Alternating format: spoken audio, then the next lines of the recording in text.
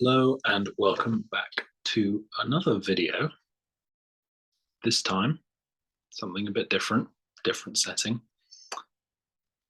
We will be discussing my favorite albums of all time. I saw Glenn Calloway and Sam St. John did videos similar to this. So I figured, why not jump on the bandwagon? It's something that I do fairly regularly, sort of compiling my favorite albums list, seeing how things change, how my tastes change. So yeah, we're going to do this in 10 episodes, 10 albums in each one. And yeah, expect a lot of diversity in eras. The earliest album on this entire list is from 1965, and the most recent is from 2022, the current year. So should be an interesting ranking. Obviously, it's just my opinion. I'm not trying to have an authority on what the greatest albums or the most important albums are. This is purely on what I enjoy listening to, what gravitates towards me and my taste. So without further ado, I guess we can go into it. Coming in at number 100, I can say that just missing out, as I'd say number 101 would have been A Moon-Shaped Pool by Radiohead. But number 100 is going to be Willie and the Poor Boys by Creedence Clearwater Revival. I picked this one up on vinyl fairly recently. My favorite album from CCR. Has some great tracks, Down on the Corner, Fortunate Son, and then some great deep cuts like Effigy and Feeling Blue. And I think Poor Boy Shuffle is really fun. I think it's just a great listen all the way through. I think it's really consistent, and it's a great album I like putting on in the summer. It's a great mood lifter. So number 100. Number 99 is going to be leave the 60s and enter the 90s. A band I have talked about on the channel, and it's Dinosaur Jr.'s Green Mind, which is their 1991 album, their fourth studio album, the first after Lou Barlow left, and a much more poppy direction for them. Some really great melodic tracks like The Wagon and I Live for That Look, and Muck is great, and loads of great tracks. Again, much like Willie and the Poor Boys, it's just solid all the way through, with a couple tracks, especially The Wagon, which are just sort of really propel it above just being great into being an all-time favorite, an album I can play at any time that really just makes things better. Number 98 is going to be from an artist that I've done a ranking with Sam. There might be a couple of these coming up, but it was my third favorite then. Is it still my third favorite now? I guess time will tell. But it is Elliott Smith with EXO. Really good album. This really a lot more melodic, a lot more fleshed out instrumentation, less lo-fi than what he was doing before. Has Waltz Number 2, has Baby Britain, Independence Day. I Didn't Understand is a great a cappella closer as well. Just really, really solid. Another one I have on vinyl. I just think, yeah, it's a really good introduction to Elliott Smith for someone who isn't too familiar either. If you want more thoughts on that one, the Elliott Smith album ranking is on the channel.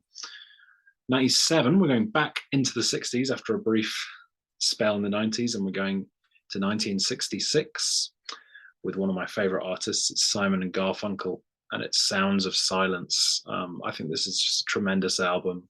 Obviously, you got The Sound of Silence, you got I'm a Rock, Leaves That Are Green, just loads of April Comes She Will, loads of great songs.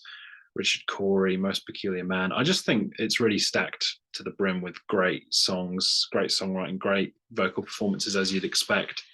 And I think, I don't want to say they're underrated because everybody has respect for them, but I sort of view them in an even higher regard than a lot of people. I think they're one of my all-time favorite artists, and I think they always will be. So 96, bit more modern. We're going to 2017.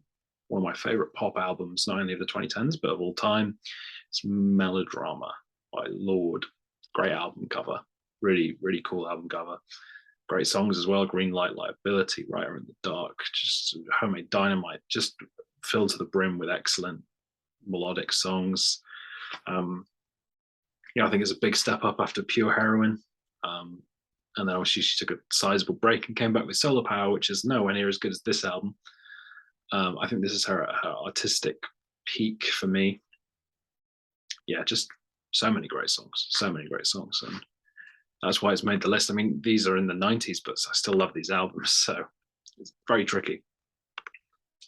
95, for the first time, we're going to dive into the 80s, 1987, and one of my favorite bands of the 80s. It is going to be The Cure with Kiss Me, Kiss Me, Kiss Me, which I think is a great double album, varies in styles all over the place. Why Can't I Be You is especially one of my favorites, Just Like Heaven, obviously. The Kiss is great, Catch, Hot, Hot, Hot, just so many great songs. It's a classic album for a reason. I think it is one of their more well-regarded albums, maybe not to the same extent as something like Disintegration or Pornography or Head on the Door, but it's still, it's still held up there, and I think for good reason. 94, back into the 90s, which we'll be doing quite a lot. I've sort of mentioned the 70s and the 90s are my favorite decades for music. We talked about a band from Wales, which obviously points from me, and it's going to be the Manic Street Preachers with The Holy Bible, which I think is this really great mix of dark songwriting coming from a really vulnerable place from Richie Edwards, who died shortly, or went missing, probably died shortly after this. And then great, rocking songs, great playing, really catchy songs, but the subject matter is so dark that it sort of makes you question why you're singing along to some of these songs, like Four Stone Seven Bounds is a great one. Faster is great. Just every single track, Die in the Summertime, like it's just a really strong album, almost flawless. And yeah, there are still a lot of albums ahead of it. And very similar in 93, very similar vibe is also from the 90s, and it is Alice in Chains' Dirt, which I put at number 2 in the Alice in Chains ranking with Ryan. I'm not going to be including Jar of Flies because it's technically an EP, but so Dirt is going to be my representation of Alice in Chains in the top 100. Very similar to Holy Bible in the sense that it's really great music. It's dark, but it's also melodic, great playing with that underbelly that really makes it quite difficult at the same time in certain frames of mind. So with all the context behind Lane Staley. So Alice in Chains' Dirt comes in at 93. 92, another artist I've mentioned countless times on the channel, Any Excuse. And this list is going to be another excuse to talk about him, and it is Harry Nilsson with Nilsson Schmilsson, which I kind of wanted to put this a bit higher, but I had to be realistic with myself because, this has some of my all-time favorite songs in Gotta Get Up, Driving Along, Without You, Moonbeam Song. Those songs are just 10 out of 10, amazing. I also really like Coconut. And then the rest of the album is really good. Isn't quite hit those same highs as those songs for me, but it's still Harry Nilsson, one of the greatest voices at this point anyway in music, before all the shenanigans with John Lennon. So yeah, and then finally back into the 80s, back to 1987. So two albums from that year.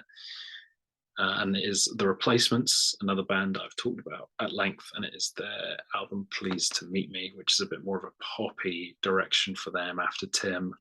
It's a bit of a departure from the punk sound. This has the song Alex Chilton about the frontman of Big Star. Also has Can't Hardly Wait, which is one of my favorite songs of all time. Nightclub Jazz, The Ledge, so many fantastic songs. Again, an instant mood lifter. And similarly to Nilsson Schmilsson, it could have been even higher. There's just a couple of tracks that I'm not as hyped about, even if it has, a good handful of some of my favorite songs. So there we are. That's part 1. Be sure to tune in for the next one. I'm not sure how regular these are going to be, but I will finish this because my list is already written out, so I have no excuse.